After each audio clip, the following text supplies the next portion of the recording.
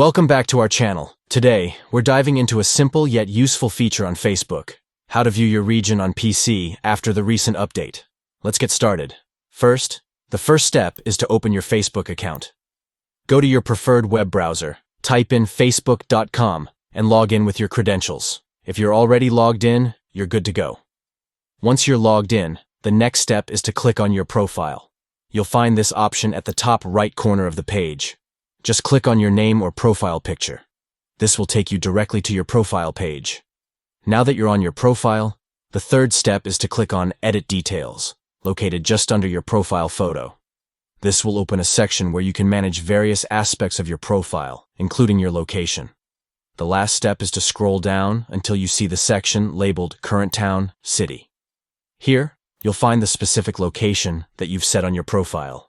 It's a great way to quickly share where you're currently living or to see what you've added in the past. And there you have it.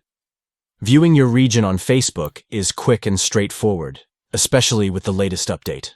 Whether you're updating your profile or just curious about your current location, these steps will help you find exactly what you need. If you found this video helpful, don't forget to like and subscribe for more tips on mastering your social media experience. Thanks for watching, and see you next time.